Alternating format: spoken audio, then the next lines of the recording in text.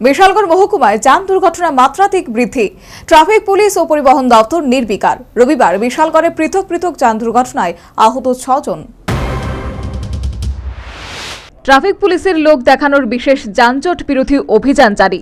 পাশাপাশি চলছে একাংশ ট্রাফিক পুলিশের পান থেকে চুন খসলেই বিশেষ করে বাইক ও স্কুটির মালিক চালকদের কাছ থেকে অনাকাঙ্ক্ষিত মর্জি মাফিক জরিমানা আদায়।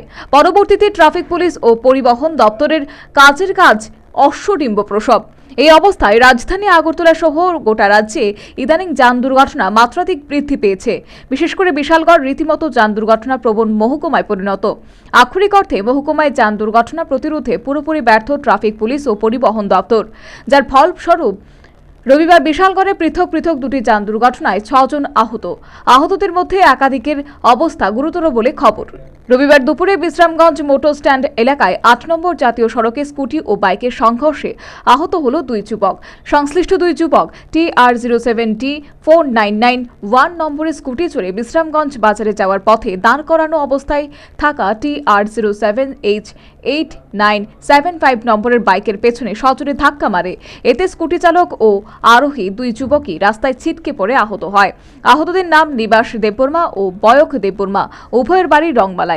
খবর পেয়ে ঘটনাস্থলে বিশ্রামগঞ্জ দমকল বাহিনীর কর্মীরা এসে আহতদের বিশ্রামগঞ্জ প্রাথমিক স্বাস্থ্য কেন্দ্রে নিয়ে যায়। আহতদের মধ্যে একজনের আঘাত গুরুতর বলে জানালেন সংশ্লিষ্ট দমকল কর্মী। ফায়ার স্টেশন থেকে একটা কল পাইছে কিছুক্ষণ আগে, বাইকে স্কুটি অ্যাক্সিডেন্ট হয়েছে। একজন মোটামুটি ইঞ্জুরি আছে পার্সন, নাম হয়েছে বিভাস দেববর্মা, 18 বছর। হ্যাঁ, মোটামুটি ভালোই ইঞ্জুরি হয়েছে।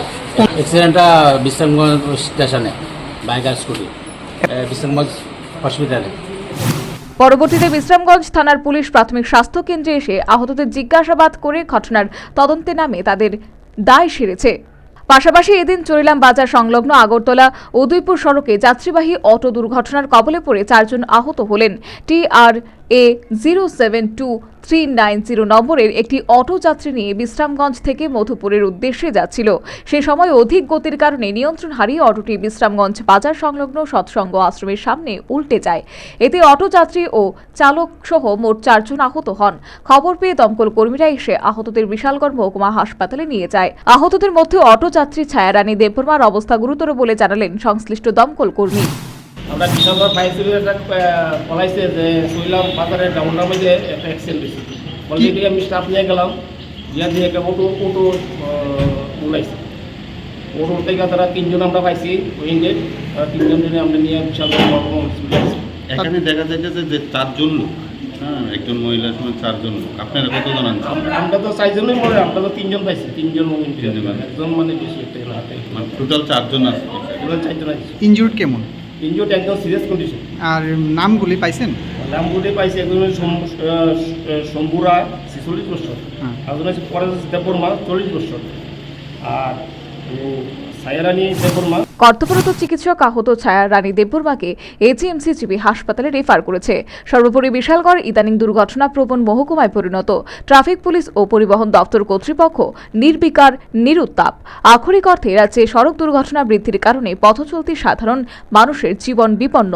একাংশ ট্রাফিক পুলিশ কাজের কাজে অশ্বডিম্ব প্রসব করা ব্যতীত বিশেষ করে পান থেকে চুন খসলে বাইক ও স্কুটি চালকদের কাছ থেকে অনাকাঙ্ক্ষিত জরিমানা আদায়ে ব্যস্ত।